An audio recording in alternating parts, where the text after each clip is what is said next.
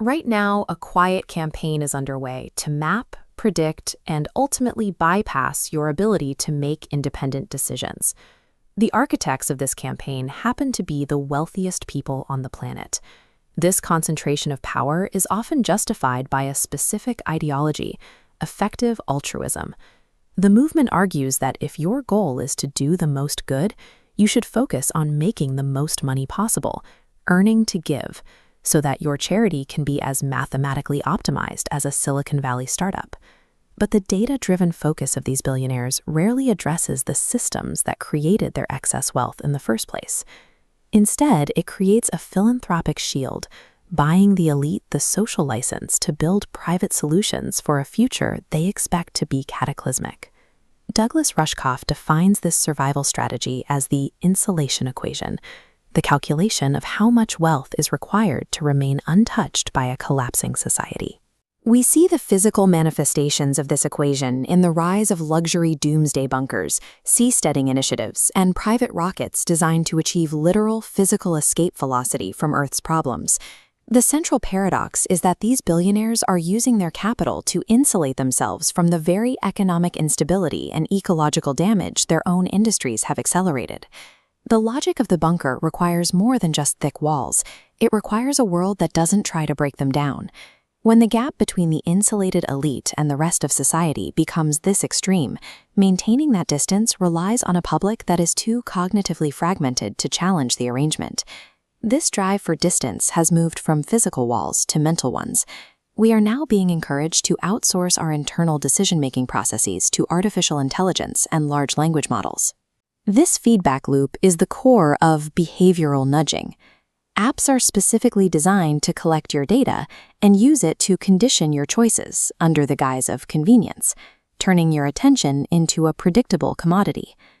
We see this scaling toward an extreme endpoint, the push to replace biological mentors and teachers with AI models that can algorithmically manage human development from a screen.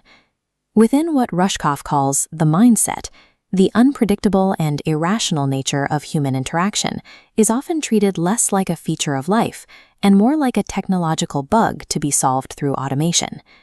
When a population begins to accept automated realities as their primary source of truth, it loses its capacity for critical thought.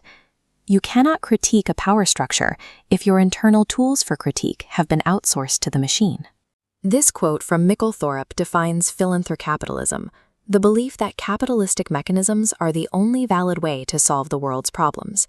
As highlighted, this legitimizes the current order, allowing a small group to decide global priorities, while masking the fundamental instability of extreme inequality.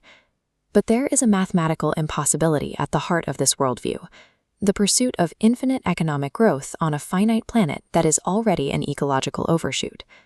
Acknowledging these biophysical limits would mean questioning the very existence of the billionaire class and the systems that concentrate wealth at the top. The war on our cognitive agency is a defensive necessity for this system. To keep the gears of infinite growth turning, the public must be prevented from thinking clearly enough to question the math of their own extinction.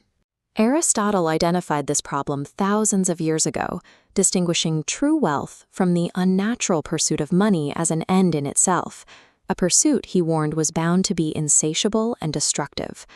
Modern frameworks like limitarianism seek to restore this balance. This chart visualizes a hard cap on personal wealth accumulation, where excess value overflows to fund a shared societal commons rather than private bunkers.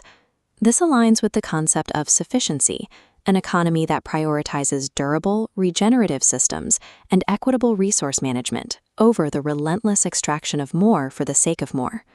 Embracing limits is the ultimate systemic correction. It shatters the delusion that prosperity requires infinite expansion and redirects our focus back to what is actually needed for human flourishing.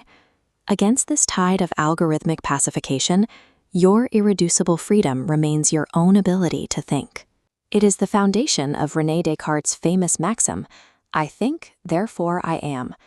Passive consumption of an AI feed is a form of surrender. Active introspection and deep philosophical inquiry are active, rebellious acts of cognitive defense. The protocol for this defense is simple but profound.